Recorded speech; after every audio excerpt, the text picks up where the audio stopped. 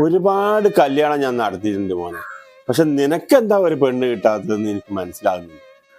എല്ലാം ശരിയായിരുന്നല്ലേ കഴിഞ്ഞ കല്യാണം മുടങ്ങിപ്പോയെ? ഏതോ പെണ്ണുങ്ങളാണ് കല്യാണം മുടക്കിയെന്നാണ് എനിക്ക് കിട്ടിയ വിവരം. അതാരാണ് കണ്ടുപിടിക്കണം കാക്കേ? അതിനൊരു വഴിയുണ്ട്. കഴിഞ്ഞ ആഴ്ച വരാത്തവരൊക്കെ 10 റുപ്യ ഫൈൻ അടയ്ക്കണേ. സെക്കീനമ്മായി 2 ആഴ്ച വന്നിട്ടില്ല. 20 ഉറുപ്പിക വാങ്ങിക്കോ. അത് ഇഞ്ച പിയാപ്പിളിന്റെ ഉമ്മ കിണറ്റിലിട്ടല്ലേ, അത് തള്ളയിട്ട് ചത്തവില്ല. 20 റുപ്യ ഫൈനും വെക്കണോ?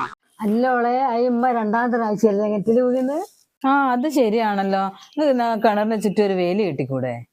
കിണറ്റിൽ വീണിട്ട് എത്ര പൈസ നിങ്ങൾ ആശുപത്രി കൊണ്ട കൊടുത്തിക്ക്? ഇനി ആസ്പത്രി ചെലവൊന്നും നോക്കണ്ട. ഞാൻ കുടുംബശ്രീന്ന് ലോൺ എടുത്തിട്ട് ആ കിണറ്റിന്റെ ആയം ഒന്ന് കൂട്ടി. ഇനി ആ പണ്ടാരൊന്ന് വീണ് കിട്ടിയാൽ നീ ഇവിടെ നിന്നട്ടോ, ഞാൻ ചോദിച്ചിട്ട് വരാം.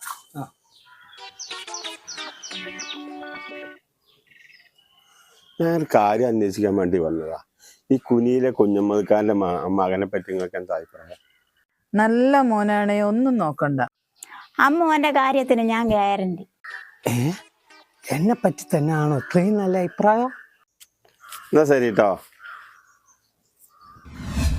പാവം പെണ്ണുങ്ങളില്ലേ, നമ്മൾ വല്ലാണ്ട് അങ്ങോട്ട് തെറ്റിദ്ധരിച്ചു.